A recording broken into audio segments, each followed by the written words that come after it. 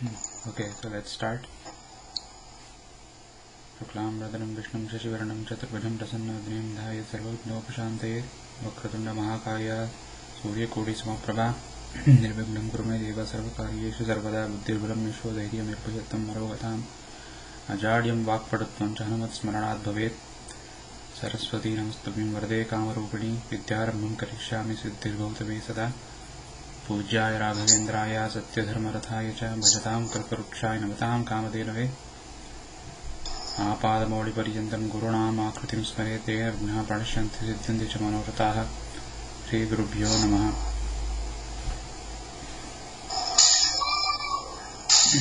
So in the last class we learned about we started the basics about object oriented programming. We learned what are the objects. We learned how to represent the objects in C++ using class. So I think somebody's microphone is on. Can everybody mute their microphones? Okay. So we learned about the object-oriented objects and how to represent the objects in C++ using classes. And we learned every object has attribute as well as which is a member variable, and also some functions, which is a member function. And we learned about the scopes, private scopes, public scope of the member variables and functions, and how we can hide some of the attributes or functions from the user, and we can only or the consumer of the object, and then we can only let whatever we want them to see to be seen or used in a way so that they don't do any kind of mistakes. And then so that becomes the core design principle of the object-oriented programming. So before I proceed to some higher advanced topics, like I think we have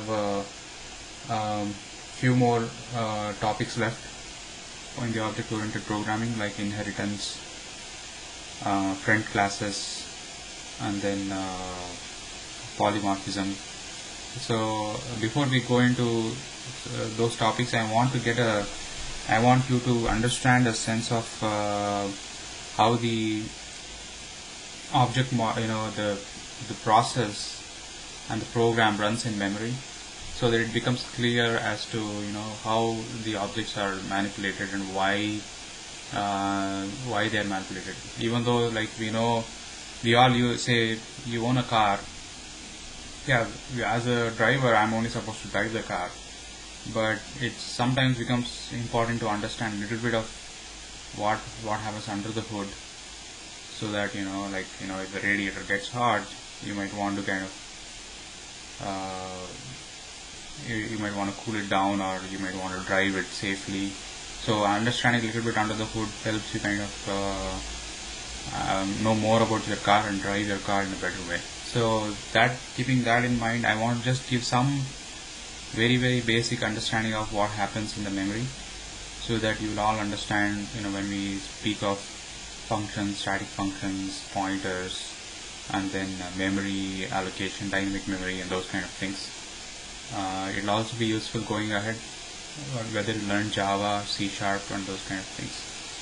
So I also heard some concerns about how long the learning is going to take, when the project will be starting. So I don't have to say it, but you should all know that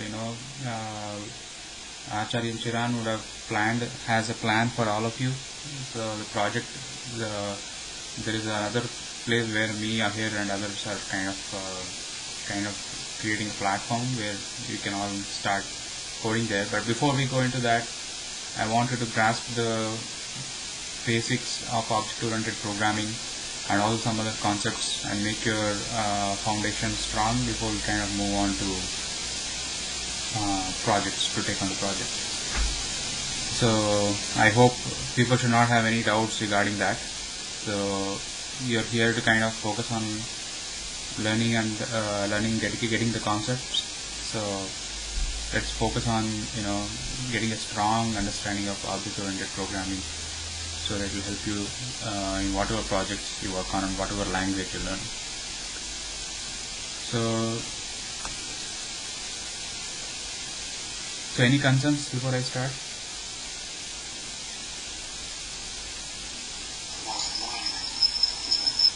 Okay.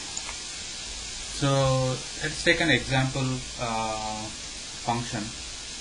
This could be C or C++. So here it's a very simple program.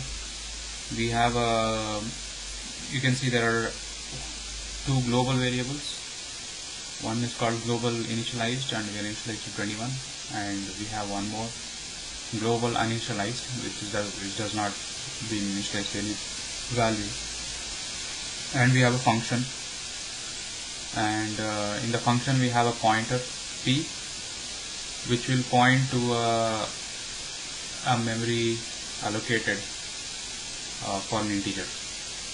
And then once we point this, and then we kind of delete or free the pointer, that means whatever we allocated, whatever memory that we are pointing to using p will be freed, that is, will be returned to the memory port. So I hope you are all aware of malloc and pointers. Or you are aware of pointers and you don't know what is malloc? Yeah, we are aware of malloc is a dynamic allocation of memory. That's correct. That's correct. So yes. So that's correct. So whenever we want to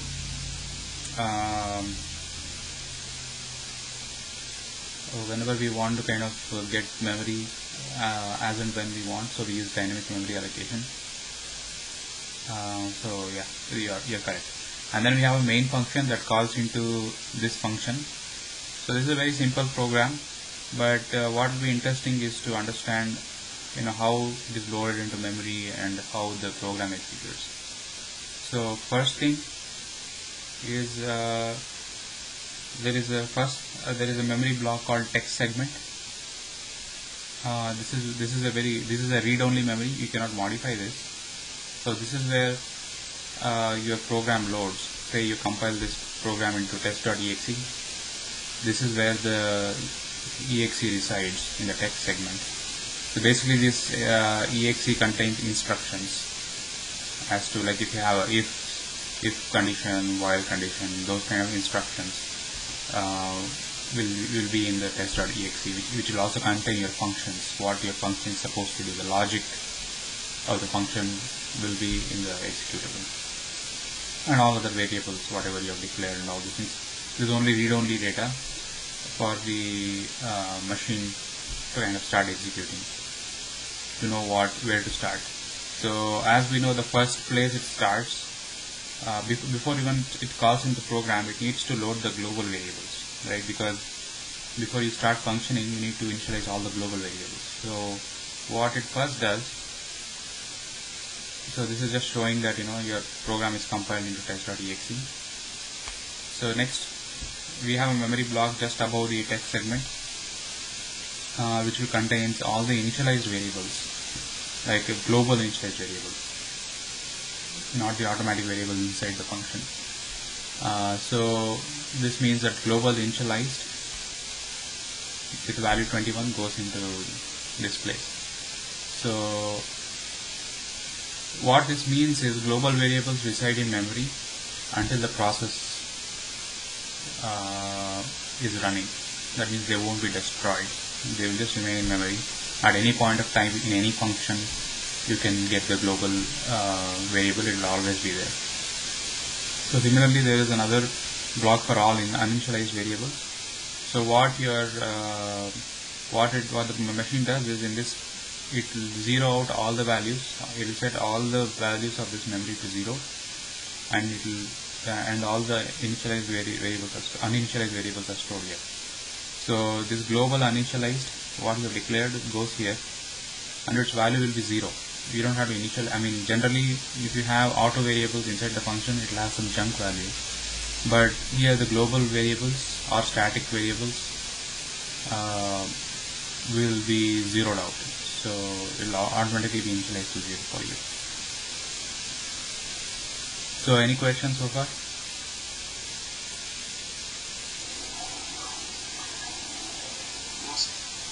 Okay. So next is your program has to start. So we have the instructions, all the what to do. All the instructions are there in the read-only text segment, and we have all the global variables. So next thing what it does is it'll enter the main program, right? First thing what an executable does is it'll find the main program and will start executing.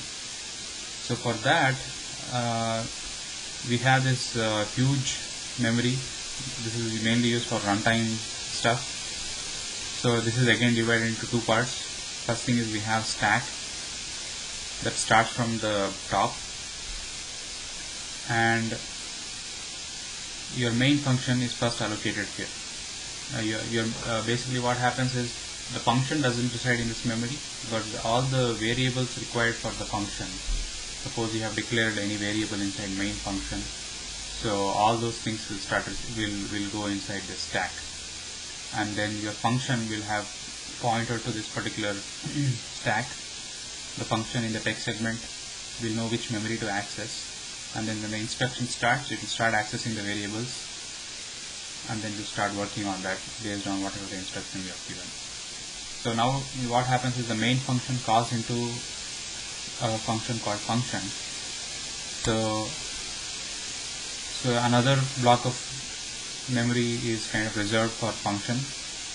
So this is a stack. So what is a stack? Stack means last in, first out. So that means you stack things upon it, and then you remove from the top. So the first one will always come out last. So that's the stack. So main function calls into function, and a block of memory is reserved for function, which will contain the data variables of function. In this case, so the other part I was saying is heap, because we want to allocate a memory for the integer pointer here, what we are trying to do. So first the variable p resides in the block of function, because that is the only variable declared. So the only space required is to store p, and then the instruction pointer will now point to the function pointer instruction, which is residing in the text segment, and it will go access p. And then next what it will do is it will allocate memory in integer. In this case it takes 32 bits or 4 bytes for an integer, depending upon your machine architecture and compiler. So in this case it takes 32 bytes in the heap, and then it will just point the pointer p will point to this particular address. So that's what happens in memory. So now we can see that what all kinds of memory is involved in executing this program. First of all, we have the test segment, then initialized variables and uninitialized variables, where all the global variables go, and then as the function starts executing, the main function will get into the stack first, and then which will contain all the variables required for running the main function, and then there will be and whatever function gets called will get stacked upon that one with its variables. And then if you allocate any dynamic memory, it will be taken from the heap, and then the pointers will point to that particular address. So is this part clear, like how the memory is allocated?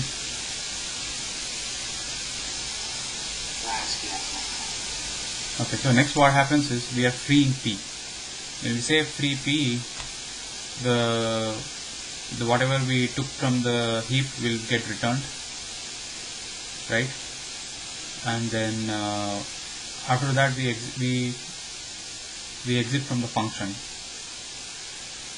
So once we exit from the function, the stack will be removed. The function, whatever the memory that was function was taking in the stack, will be returned back, and then finally we return from the main function. So the main function returns and the stack will become empty, and then the program exits and the process ends. So then it will go back to the operating system. So this is the simple C++ or C memory process memory layout. Any questions so far?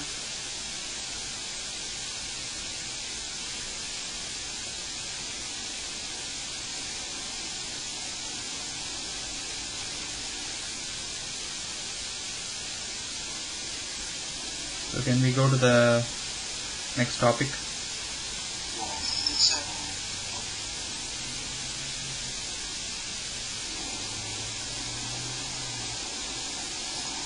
So let's look about pointers. Learn about pointers to classes.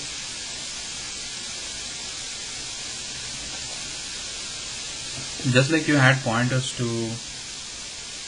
integers or pointers to character array and things like that, we can create pointers to classes. Say we have a class called rectangle.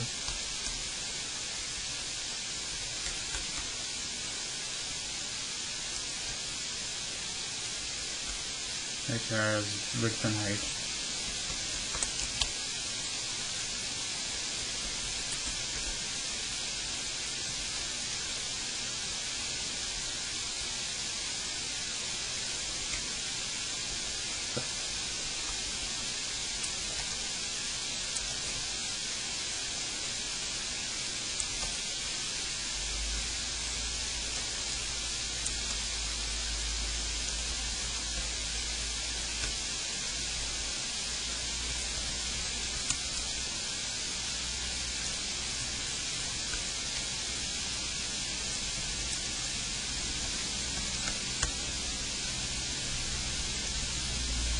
So we have a simple class rectangle which will take height and width and then will return area. So we have a main function where we can kind of declare rectangle like this.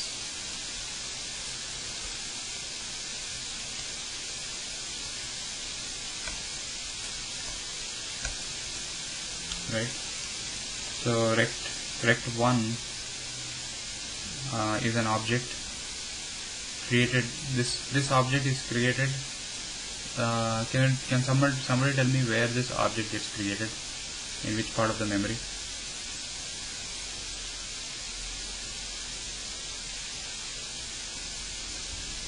It's created within my stack. It's a main function. Yes, correct. Good. So this gets created in memory, in the stack memory. So, and then I have a pointer to this rectangle.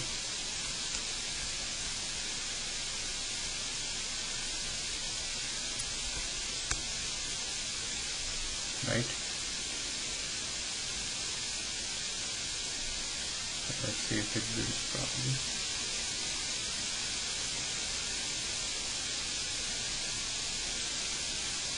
Okay, good. So we have a pointer to this rectangle, which points to the address of this rectangle. So what we have basically done is we have created another variable in the stack called p, and then we made it point to again rectangle 1, which is again in the same stack. So now p will point to the address of rect1. So now what we will do, we'll do something differently. So that's about the pointer to a class, but we will do something else. We'll use some other cases where we use pointers. Say we will take another pointer, p2 is equal to new rectangle.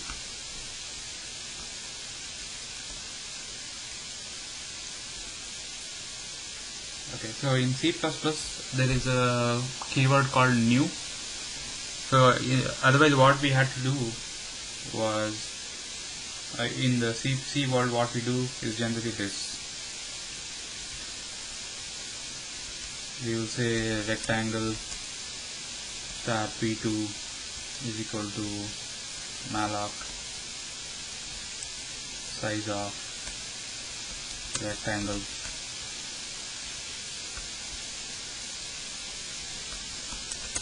And then we convert it into a rectangle pointer. So this is what we used to do in C world, if you were in C world. But in C they have given a very easier way to do it. We just say new rectangle. So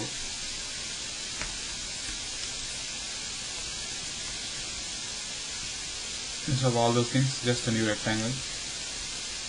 So what this will do is this will allocate memory in the heap for rectangle. So rectangle, how much memory we require for the class rectangle, because class rectangle has two integer variables and these are functions. Functions don't reside in stack, because functions are always instructions, so they will always be in the read-only memory of the text area. So the length, that is the size of the a class is basically how much how much data we need to store. So for example, if I say cout size of rectangle,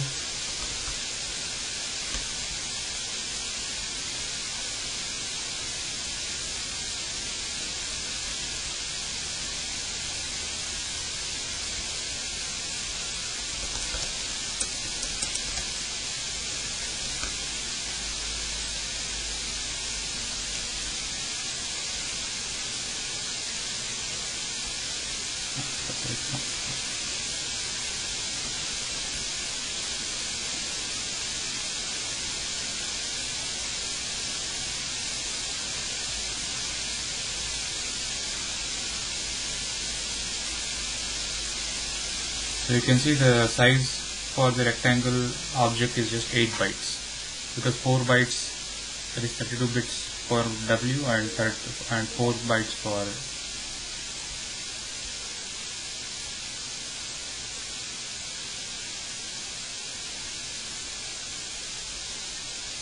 4 bytes for W and 4 bytes for H. So it just needs 8 bytes. So even though no matter how many functions you have, they won't be stored in the stack.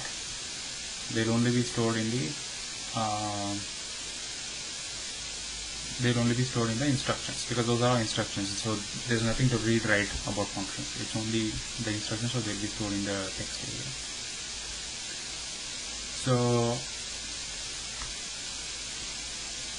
now the new rectangle object gets created in the heap, and then there will be another pointer P2. This P2 will be created in the stack, which will be pointing to this particular address in the heap. So now how do we call the methods of the rectangle using the pointer? So generally, if it was a rectangle object, we used to say rect1.getArea, right?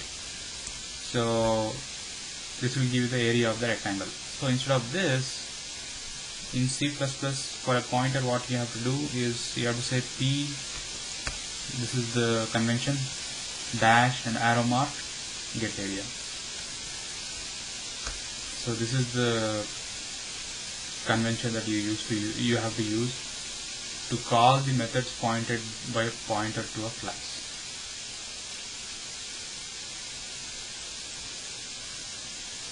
So is it did you understand this? Yeah, I understand both these things, sir. In the second example, rectangle star P2. This P2 pointer will point to the object of view, or it will be pointing to the entire class of rectangle P4. Yeah, it is similar to the first one. It is similar to the first one only, but it will be referring to an object in the heap. In the first case, this will refer to object in stack, and this will refer to object in heap. So both are two different methods to get pointers to the class, right? Yeah, but this one is pointing to a class within the stack. Like you already have an object created in the stack, and this is just pointing to that. This is just like malloc. You are creating the object in the heap. Dynamically you are creating the object. Okay, and then if you want to call the function on the pointer, you use this operator. Instead of dot operator, you use arrow mark dash operator. So even we can use P2 same operator and get area also, right? Get both of them. Yeah, but if it is in the heap, you don't have access to the object, right? So you only have access to the pointer of the object. So then you have to call this one. Instead of p dash get area, you can also call rect1 dot area. Both are same. Yeah, because both are pointing to the same object. But if you want in the stack, you want to say p2 only. There is no separate variable for that one. This you have to do. Okay, so that is about the pointers. And then the way you, instead of freeing, what you do is you just say delete p2.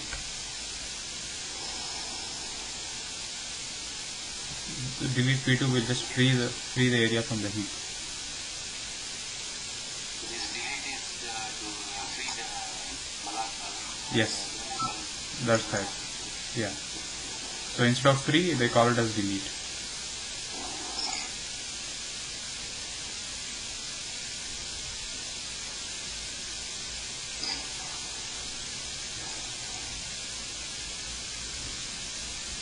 So is it clear?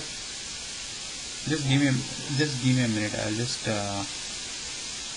sign out from this one.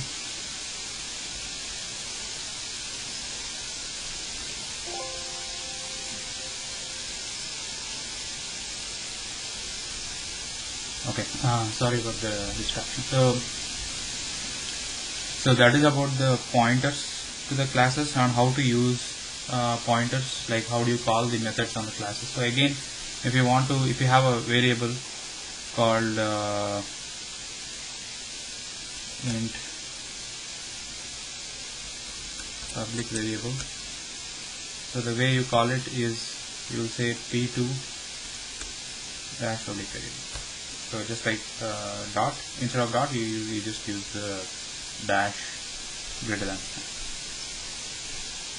That's about how to use the pointers. So, and one more thing that you might want to know is every class within itself has access to the pointer to itself. Like that's called a special pointer called this pointer. So this pointer is always a pointer to itself, the object itself. So in this case, if you want to access the width, you can just say this .w, because this is within the class. It will show you the private variables also. So this is a special kind of object which will special kind of pointer which will point to the class itself if you are executing the thing within the class. So that will be that will be good to know, because many times what happens is you might want to return the pointer to the class itself.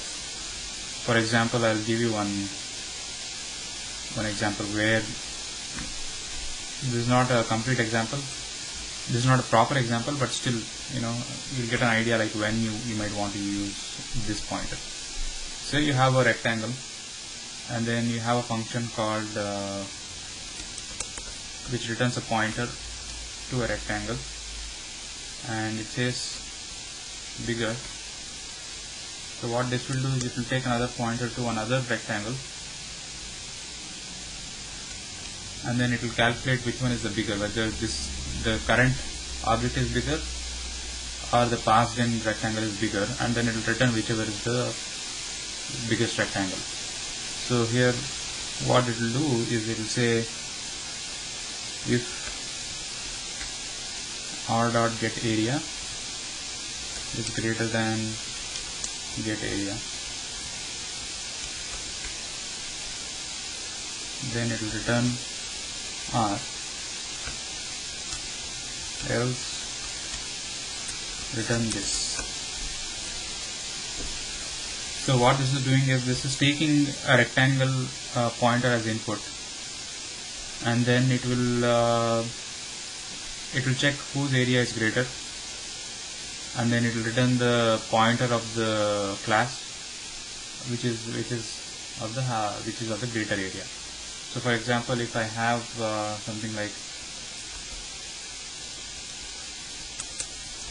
rectangle R1 2,8, and if I rectangle R2 4,4. So say if I want to find out which one is the bigger rectangle, so I can create a pointer rectangle bigger, and I can say it will be whichever one is bigger, R1 dot bigger and R2, because it is taking a pointer. I'll pass the address of R2. So now the bigger will always point to the biggest rectangle. So if I just say cout bigger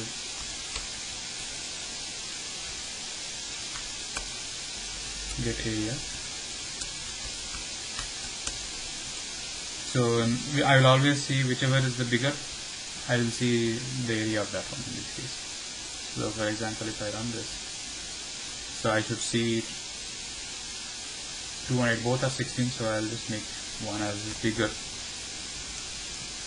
So when I run this particular code, bigger R1 dot bigger on R2, so this should return the current pointer. So let's see how it works.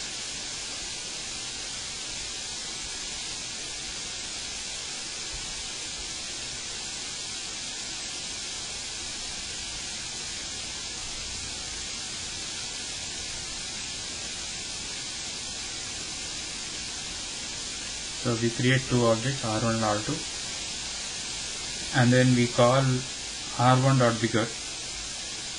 So it will go inside the function. So we passed in R2 pointer here, which has width 4 and height 4, and this current is nothing but the current object. So now it will compare the area of R to the current object, which is R1. R2, here R is nothing but R2, and the current object is nothing but R1. So it will compare the area of R2 with R1. So in this case, R2 is smaller. So what it will go is, it will return this. This is nothing but pointer to 219, that is R1. So it will return the pointer to R1. So now bigger will point to R1. So when I say bigger dash get area, it should print R1. It should print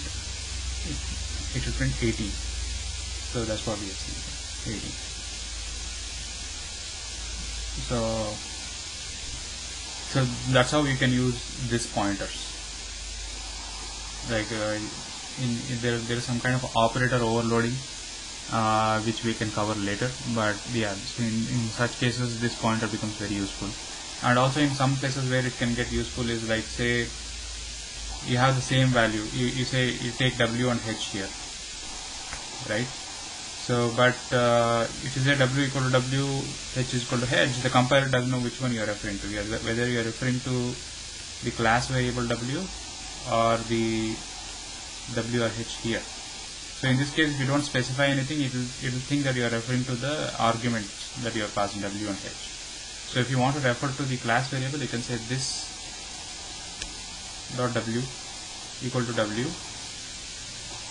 this dot H equal to H. In this case, it is setting the class variable W with the input value W, and here it's setting the class variable H with the input value H. So these are some of the ways you can use this pointer. So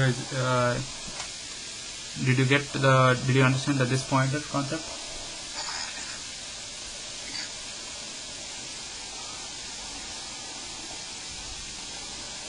Sir, can you please explain one more time, sir?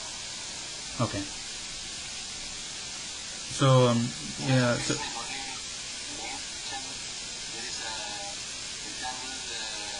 bigger, and then which is we are assigning that to R1 to bigger, and then ampersand to the R2. So there it confuses why everything. Yeah, forget about this example. Forget about bigger example. I want you to just focus on how I'm using this. Let's consider in this example. Let's consider this example where I'm taking input W and input H, right? But we have also declared input W and input H here, right?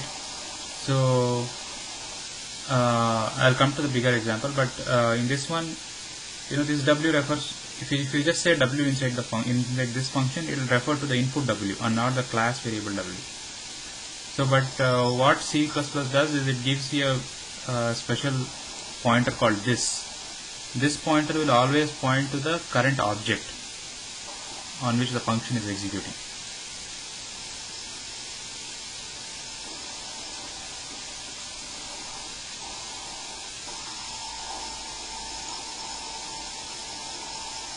So what happens in memory is that, let me show you what, if I can show it here.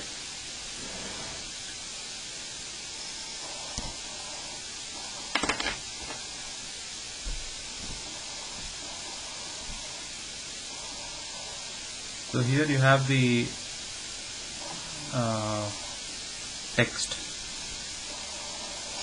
here. This is read only, right? So there is a function called, in this case we have a function called get. We have a function called get area or bigger or whatever function. We have some function here.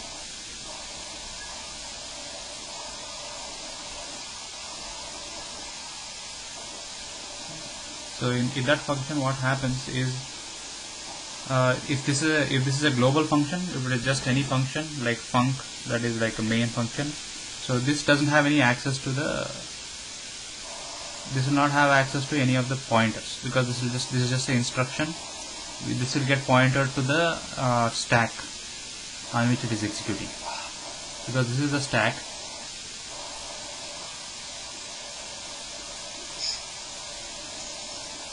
And this function will have access to this stack pointer so that it can access the variables like p, x or y. So this stack will contain variables p, x, y, and this function will have access to this p, x and y, and then it can work on the variable whatever the instruction it has. So in class what happens is, there is a stack here for the function which has value p, x, y, whatever, and then you have a text place where this is a class function cf.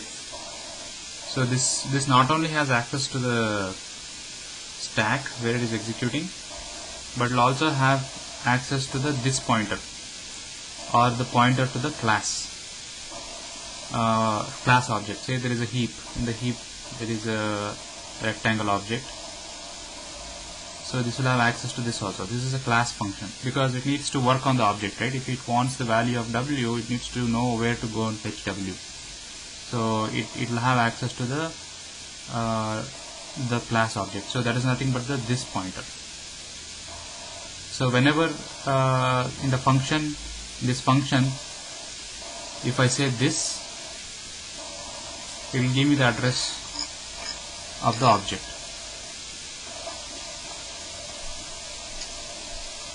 in the memory,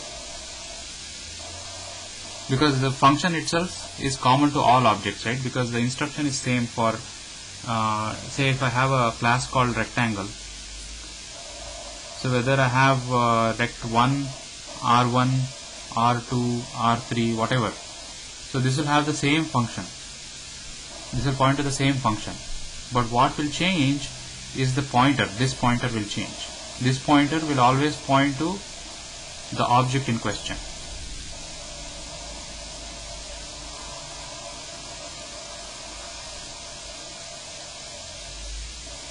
Because when the function gets called, it will what will be passed in is this pointer. So whenever you say this, you will get access to the actual object in the memory. So in this case, when I say this dot w, so whichever object currently is, like if it is R1, this will point to 219. If it is running in R2, it will point to 4 and 4. So because no matter how many, whichever function I call in, the same function gets called. Whichever object I say, if I say R1 dot bigger or R2 dot bigger,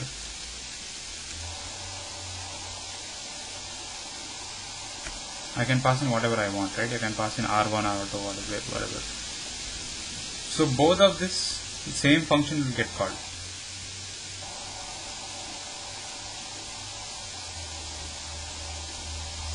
Same function bigger will get called, and to know which object it is, it needs to know which object it is working on, because the function instruction is same for both the objects.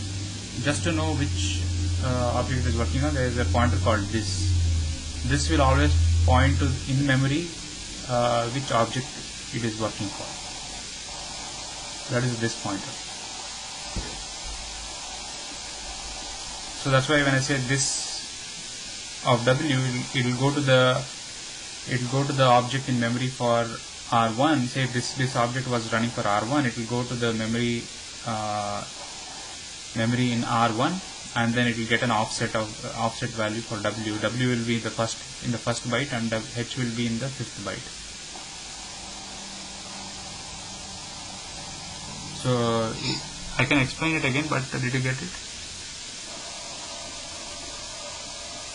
Yes, sir, I understood this purpose of this software.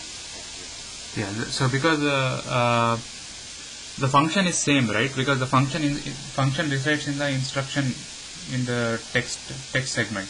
There's just an instruction. So, but it needs to know for which object it is, because if it needs to have access to the member variables like w and h, it needs to have access to the memory where the object resides.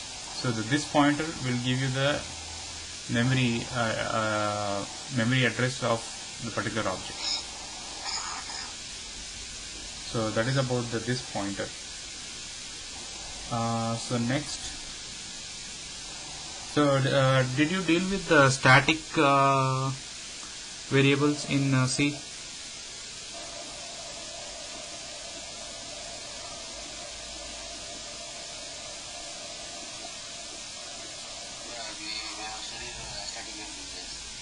Okay, so can you tell me where the static variables get stored here in the memory?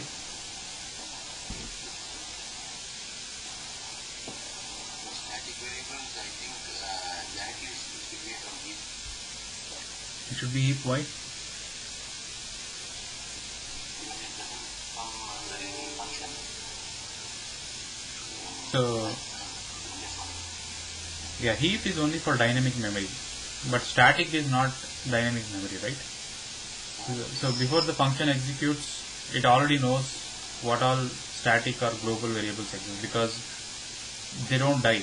The static variables or global variables, they don't go out of scope, or they don't. The memory is always intact until the program executes, right? So for example, I'll tell you. Let's take a simple function.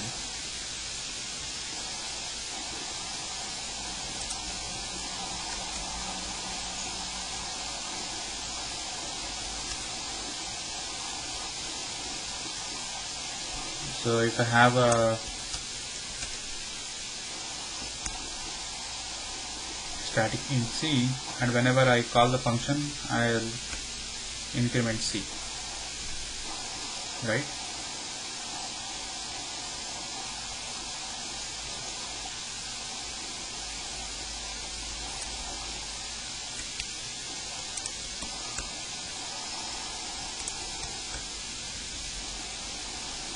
And then here I will print.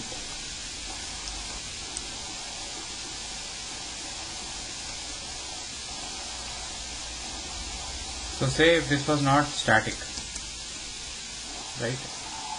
Say if this is not static, so what will be the output you will get? First it will print 0 and then 1 and then again 2. No, if it is not static, then what will be printed?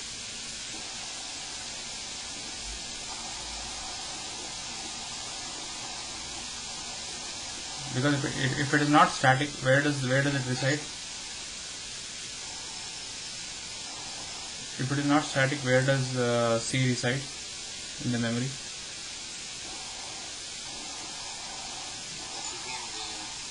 In the inside function, in the stack, right?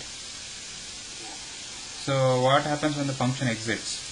The stack is removed. Stack is removed. So again, when the function is called, the stack is again created, and the value is initialized again. Right? 0, 0, 0. But if it is static, if I say static, so let's confirm that.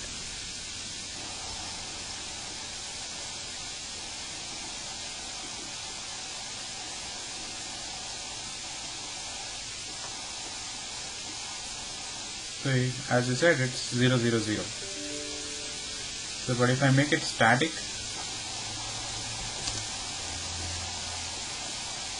what happens? Static means it will, first function it will stay 0, next function it will be incremented to 1 and next another 1 will be 2. Yes, that's correct. So what happens is that static is nothing but a global variable. It's like a global variable, but you won't have access anywhere outside it, but it is initialized like global variable only, and but it won't be accessible outside because it's not in the scope. Because if I say C here, you won't see it. So it is only accessible inside the function, but it is initialized just like a global variable. So it resides in the initialized variables block. So it never dies. It always exists until the process is there. So similarly, we can declare a static int. In this case, I will say count. Here, my goal is to count how many objects gets created of this particular type. So I'll declare a static int count. But in C++, the compiler doesn't allow you to define. You can declare the static integer in the function, but you have to define it outside. So when I say static int count, I have to come outside and say int rectangle count equal to 0, because the compiler wants to avoid if multiple class objects get created, it doesn't want to be initialized multiple times. So it only allows you to declare the static variable but not define it. So I have to define it outside the class like this. So once you define that, so I'll say whenever I have this rectangle class created, what I'll do is I'll just increment count plus plus. So this will give me how many, this will always maintain a count of how many classes got created of this type rectangle. And I will create a function. So in this case, I can even create a static or non-static, doesn't matter. Say first I will create a static function, get count. So I will just return count, right? So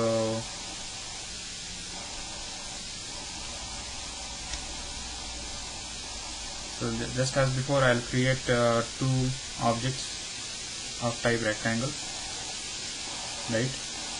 And then I will say anyone, R1 or R2, doesn't matter, for calling get count, because both of them is referring to a static variable. So whether I'd say R1.count or R2.count, it's going to be giving me the same value for count, because this is referring to a static variable, which is the same thing. Regardless of how many objects you create, it will always point to the same count object within the global memory. Okay, for example, If I run this,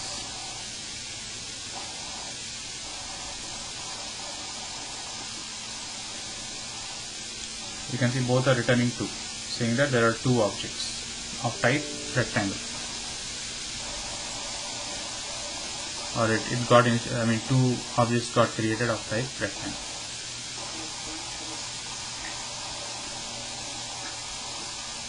So that's how we can use static function, static point, a static variable inside the function. So this, so one thing that you noticed is this static variable is not bound to a particular object, right? Because it is global. No matter how many objects you create, there is going to be only one instance of count. So if I say size of, say if I say cout size of rectangle, so what do you think will be the output?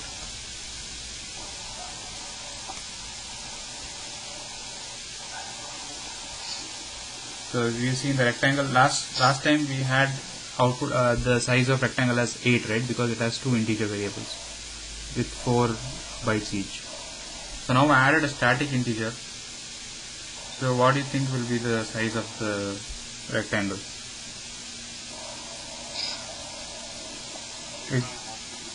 Is it still going to be 8 or is it going to be 12?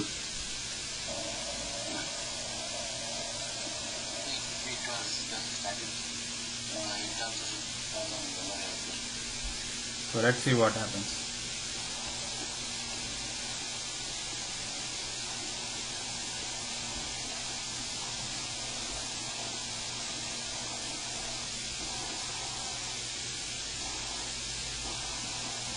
Okay, it's showing.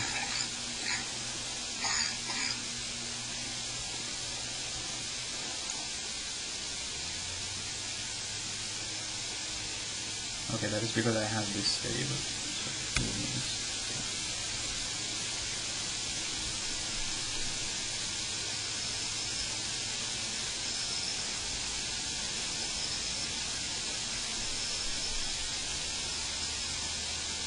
It is showing 8, it is not showing 12. Why do you think that is?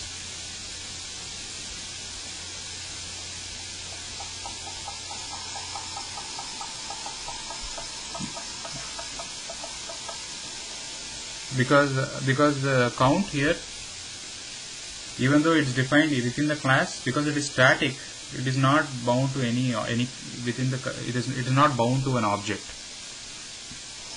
It is always outside the object, because it is declared, it is defined within the global variable. It is not defined either in heap or stack wherever the object exists. The object can exist either in stack or in heap, right? Because you can either create the class as a within the whenever you create it within the function, it will be in stack. If you create it dynamically, it will be in heap. But the static variable will always be in global memory. So that's why it doesn't have any print within the stack or heap. So the static is only one variable. So no matter how many objects you create, there's going to be only one. There's going to be only 4 bytes allocated for the static int only once, and that will never die. Did you understand the concept? Okay. Now since this object is not bound to any object, should we even kind of say if I make it public, since it's not bound to any object, I don't need an object to access this count. So here I don't need to say give me r1.count. I can just say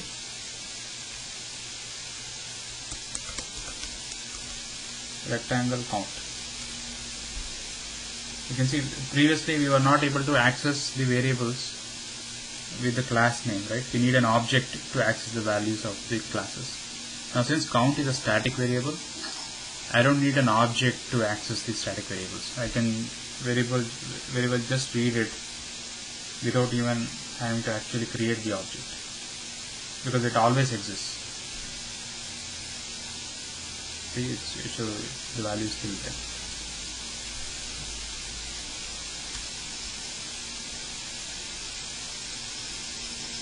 Suppose I call it before, it will be 0 here. Suppose I call it here.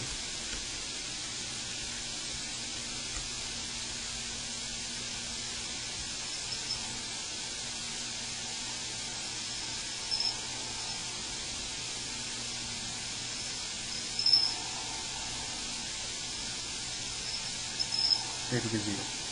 So I can call the static variables without even having the object. I can directly call that just by accessing the class name and colon the static variables. So just like how variables can be static, even the functions can be static. So in this case, since this function is accessing the static variable only, I can just make this function as static, and I can still keep this as private, so that I don't want everybody to use this. And instead of count, I can say rectangle colon get count. So this will just work the same.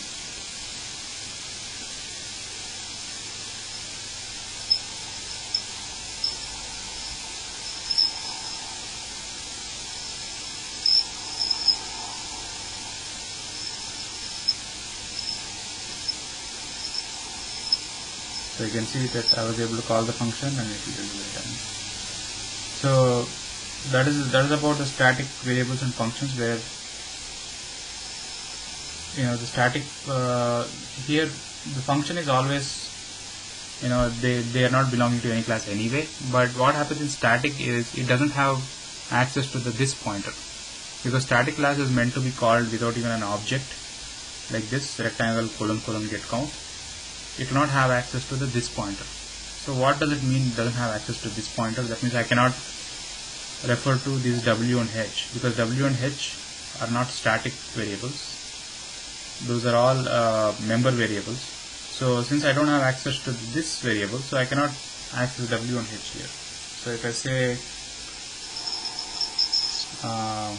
W equal to 0, the compiler will throw error, because it says I don't have access to W, even though it's a member function.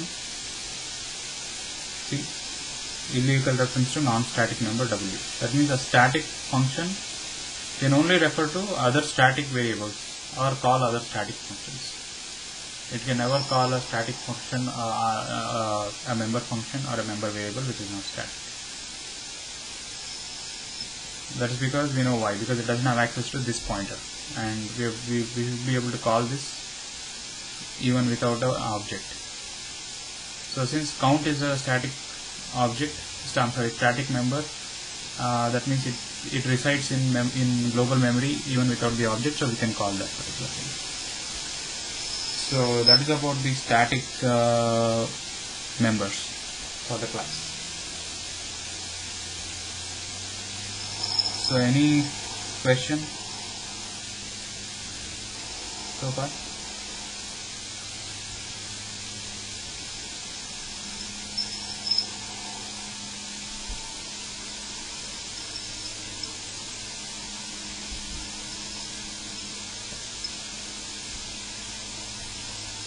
So everyone understood the static members? Okay. So I would like to stop the class here. Sorry, we are a little bit over time. But for the exercise, I want you to create a rectangle class, and you can use a static variable and a static function. That will the static variable, what it will do, it will check the area of the rectangle all the time, and then it will store the area of the rectangle which is the maximum. Say I create, for example, if I create rectangle 1, 2 and 3, when I say rectangle get max area, this should output 20. That means I wanted to create a static variable that will keep track of the whichever is the rectangle that got created with the maximum area.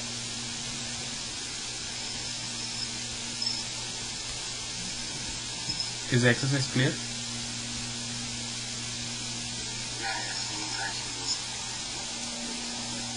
Okay. So using a static variable, store the area of the rectangle which has the maximum value. So that's what you want. That's what you want to do. So I'll end the class here, and then next class is going to be on Monday. Okay. So I saw most of you completed your last exercise, except Krishna Pawan Kumar and. Oh, you have posted. I'll take a look. And Parimala just posted. Hers was almost correct, but she had to create an overloaded constructor. I think, yeah. So I think she has to complete that.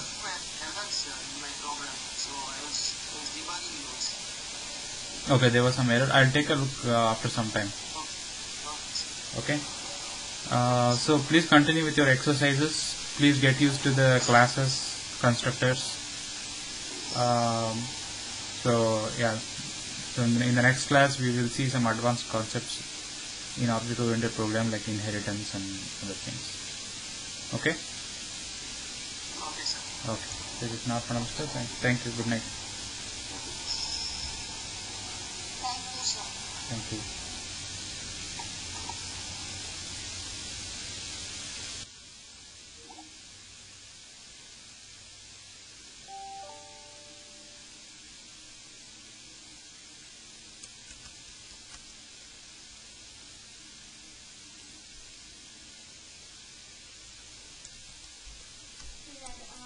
This one is text mark, isn't it?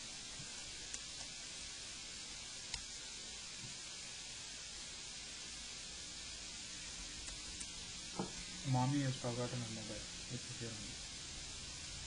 Oh my